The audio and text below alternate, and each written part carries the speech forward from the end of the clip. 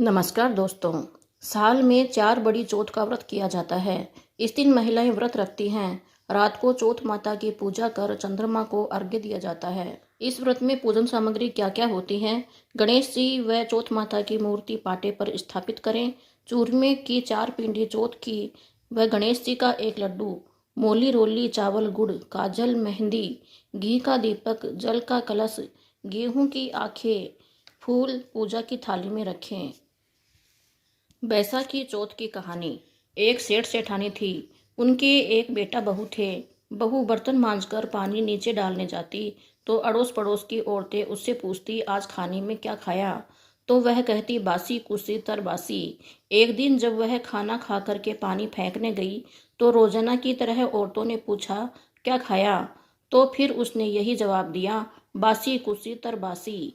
उस दिन उसका आदमी उसके पीछे पीछे नीचे उतरा तो उसने यह बात सुन ली और मन में सोचने लगा, अभी तो यह अच्छा ताजा भोजन करके आई है और यह दूसरों को बासी कुसी क्यों बताती है। दूसरे दिन उसने माँ से कहा, आज कोई मेहमान आ रहे हैं, इसलिए खीर खांड का भोजन बनाना। माँ ने खीर खांड का भोजन बना दिया। जब बेटा खाना खाने आया तो माँ ने पूछा, मेहमान कहाँ है? इस पर बेटे ने कहा, माँ आप 2 थाली लगा दो। माँ ने 2 थाली लगा दी। बेटे ने 1 थाली खुद खाई और एक बहू को खिला दी। खाना खाकर बर्तन साफ करके वह पानी डालने नीचे गई तो पीछे पीछे उसका आदमी नीचे गया। फिर उसको हमेशा की तरह पूछा, आज क्या खाया?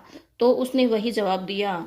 इस पर उसके आदमी को बहुत गुस्सा आया कि आज तो मैंने इसको मेरे साथ खीर खांड के भोजन कराए, फिर भी यह बासी कुसी बता रही है। इसका क्या मतलब है? इस बात को समझने के लिए वह रात का इंतजार करने लगा। जब रात को बहू कमरे में आई तो उसके आदमी ने पूछा कि आज तूने खीर खांड का भोजन खाया है, लेकिन पड़ोसी को बासी कुसी क्यों बताया? मुझे इसका मतलब बता। तब बहू बोली कि आपकी कमाई नहीं, आपके पिताजी की कमाई नहीं, आपके दादा परदादा की कमाई है, तो वह बासी कुसी ही हुई। यह सुनकर उसने परदेश जाने की सोच ली। सुबह उठकर माँ से कहा, माँ मैं कमाने के लिए परदेश जाऊंगा। तो माँ ने कहा, अपने तो बहुत पैसा है, परदेश जाने की क्या आवश्यकता है? लेकिन बेटे के जिद करने पर माँ ने भेजने की तैयारी कर दी। साहूकार का लड़का कमाने के लिए प्रदेश चला गया। वहां उसे एक सेठ के यहाँ नौकरी मिल गई। नौकरी करते करते थोड़े ही दिन निकले थे कि सारा काम काज सीख गया। उस सेठ के कोई संतान नहीं थी, सो वह सेठ अपना सारा कारोबार साहूकार के बेटे को सौंपकर स्वयं तीर्थ यात्रा करने चला गया। इधर सास ने बहू से कहा कि दिए की बुझावे तो चूल्हे को मत बुझाना, लेकिन एक दिन दोनों ही बुझ गए। तो बहू पड़ोस में अग्नि लेने गई तो वहां पड़ोस की औरतें चौथ माता का पूजन कर रही थी। यह देखकर बहू ने पूछा, आप किसका पूजन कर रही हो? मुझे भी बताओ, तथा इसके करने से क्या फल होता है? तो उन्होंने कहा, हम चौथ माता का व्रत व पूजन कर रही हैं।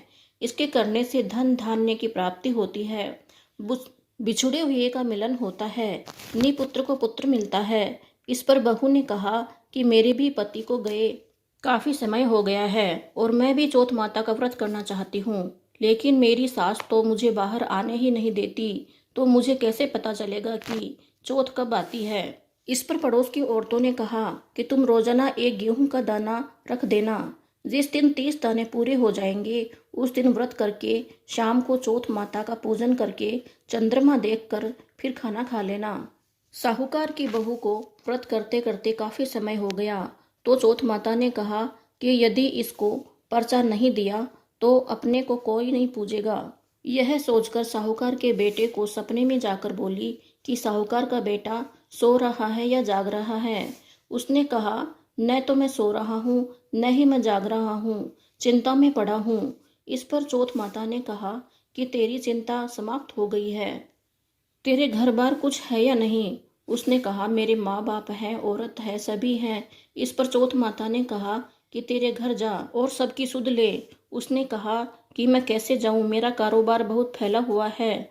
तब माता बोली, सुबह उठकर नहा धोकर दुकान पर जाकर चौथ विनायक जी का नाम लेकर घी का दीपक जलाना, तेरा सारा काम सलट जाएगा। सुबह उसने वैसा ही किया। देखते ही देखते सारा हिसाब किताब होने लगा और उसने घर जाने की तैयारी कर ली। घर को रवाना हुआ तो रास्ते में एक सांप 100 साल की उम्र पूरी करके जलने का जा रहा था, तो उसने सांप को सिसकार दिया।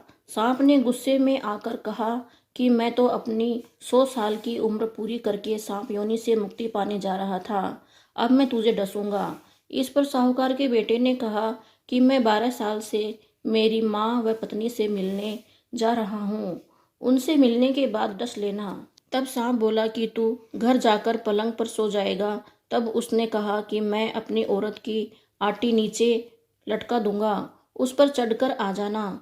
घर पहुंचा तो वह उदास उदास बैठा था। माँ ने सोचा सफर में थक गया होगा, इसलिए जाकर सो गया।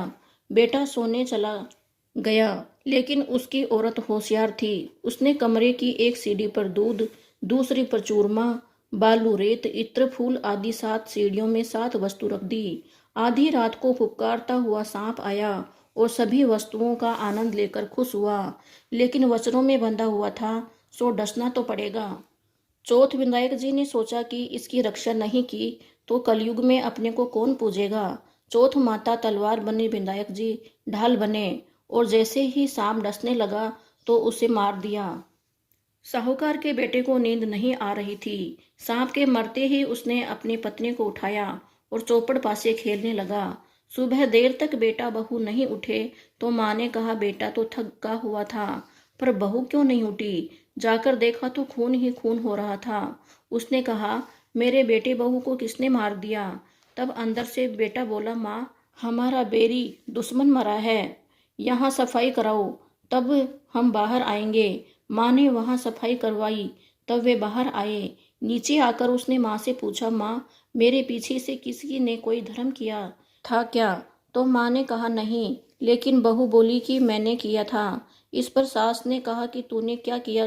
तुझे रोज 4 समय का खाना देती थी। बहू बोली महीने में एक चौथ का व्रत करती थी, सुबह का खाना पानी वाले को देती थी, दूसरी बार का गाय के बछड़े को खिलाती थी और तीसरी बार का उठियाना में गाड़ देती थी। वह चौथी बार का मैं पूजा करके चंद्रमा देखकर फिर खाती थी। मैंने पूजा के लिए बनिया की दुकान से घी गुड़ मंगवाया, सो उसका जाकर हिसाब करके आओ। सास ने पानी वाली से पूछा तो उसने कहा कि महीने में एक दिन मुझे रोटी देती थी। बछड़े से पूछा तो उसके मुंह से फेफ के फूल गिरे। उठियाना खोदा तो रोटी के सोने के चक्कर निकले। बनिए से पूछा तो उसने भी कहा कि महीने में एक बार मेरे से दमड़े का घी गुड़ मंगवाती थी। फिर बहू ने कहा कि मुझे अब बैसाख की चौथ माता का उद्यापन करना है। सास बहू ने चौथ माता का व्रत व उद्यापन धूमधाम से किया और बहुत खुश थे। हे चौथ माता, सास बेटे बहू पर जैसे खुश हुई वैसे सब पर खुश होना, सबकी इच्छा पूरी करना। इसके बाद गणेश जी महाराज की कहानी सुने। गणेश जी की कहानी। गणेश जी महाराज एक सेठ सेठानी के खेत में से निकले तो 12 दाने अनाज के तोड़ लिए। फिर गणेश जी के मन में विचार आया कि मैंने तो सेठ जी की चोरी कर ली। गणेश जी सेठ जी के यहाँ 12 साल की नौकरी करने लगे। एक दिन सेठानी निमट कर राख से हाथ धोने लगी तो विनायक जी सेठानी का हाथ पकड़कर राख छीन ली और मिट्टी से हाथ धुला दिए। सेठानी सेठ जी से बोली कि ऐसा नौकर रखा है जो नौकर की जात होकर मेरे हाथ को मरोड़ दिया। सेठ जी गणेशिया को बुलाकर पूछा कि तूने सेठानी का हाथ क्यों मरोड़ा? जब वो बोला कि मैं तो सीख की बात बताई थी। सेठानी जी राख से हाथ धो रही थी, सो राख से कभी हाथ धुलता है? राख से हाथ धोने से शुद्ध नहीं होते हैं। राख से हाथ धोने पर घर की रिद्धि सिद्धि चली जाती है, मिट्टी से हाथ धोने से आती है। सेठ जी सोचे गणेश है तो समझदार। थोड़े ही दिन बाद कुंभ का मेला आता है। सेठ जी ने कहा कि गणेश सेठानी को स्नान करा के ला। गणेश जी सेठानी को ले गए। सेठानी किनारे पर बैठकर नहाने लगी तो गणेश जी आगे ले जाकर स्नान करा दिया। घर आकर सेठानी सेठ जी से बोली कि गणेशा का ऐसा कहा मेरी इज्जत ले ली, इतने आदमियों के बीच मुझे आगे घसीट कर स्नान करा दिया। गणेश को बुलाकर पूछा तो बोला कि सेठानी जी किनारे बैठकर छबलके कर रही थी, सबके नहाए हुए पानी से स्नान कर रही थी। आगे नहाने से अगले जन्म में बड़ा राजपाट और राजा मिलेंगे, इसलिए स्नान करा दिया। सेठ जी सोचे गणेश है तो समझदार। एक दिन घर में हवन हो रहा था। सेठ जी बोले कि गणेश, सेठानी को हवन में बैठने के लिए बुलाकर ला। सेठानी को बुलाने गया। सेठानी काली आंगी पहनकर चलने लगी तो गणेश ने आंगी फाड़ दी और बोला कि लाल आंगी पहनकर चलो। सेठानी रूठ कर सो गई। सेठ जी ने आकर पूछा कि क्या बात है सेठानी। इस पर सेठानी बोली कि गणेश ने मेरी आंगी फाड़ दी। सेठ जी गणेश को बुलाकर बोले कि तू बहुत बदमाशी करने लगा है। गणेश बोला कि सेठानी काली आंगी पहनकर जा रही थी, मैंने तो बस काली आंगी खुलवाकर लाल आंगी पहनने के लिए बोला था। काली आंगी शुभ काम में पहनने से काम सफल नहीं होते। सेठ सोचे गणेश है तो समझदार। एक दिन सेठ जी पूजा करने लगे तो पंडित जी बोले कि मैं तो गणेश जी की मूर्ति लाना भूल गया। गणेश जी बोले कि आप मुझे मूर्ति बनाकर विराजमान कर लो, आपका सारा काम सफल हो जाएगा। यह बात सुनकर सेठ जी को भी गुस्सा आ गया। बोले कि अभी तक सेठानी से मजाक करता था, अब मेरे से भी करने लगा है। गणेश जी बोले कि मजाक नहीं कर रहा हूँ, सच्ची बात कह रहा हूँ। इतने में गणेश जी का रूप धारण कर लिया। सेठ सेठानी ने साथ में गणेश जी की पूजा करी। पूजा खत्म होते ही गणेश जी अंतर्ध्यान हो गए। सेठानी को बहुत दुख हुआ कि अपने तो गणेश जी स्वयं थे, आपने उनसे इतना काम करवाया। गणेश जी सपने में बोले कि मैंने आपके खेत में से 12 दाने अनाज तोड़ लिए थे, सो दोष उतारने के लिए काम किया था। सेठ जी के करोड़ों की माया हो गई। हे गणेश जी महाराज, जैसा उस सेठ को दिया वैसा सबको देना। कहने वाले को, सुनने वाले को, हुंकारा भरने वाले को, अपने पूरी परिवार को देना। कमेंट में जय श्री गणेश, जय चौथ माता अवश्य लिखें। चैनल को सब्सक्राइब अवश्य कर लें ताकि आगे आने वाले हर नोटिफिकेशन आप तक पहुंचते रहे।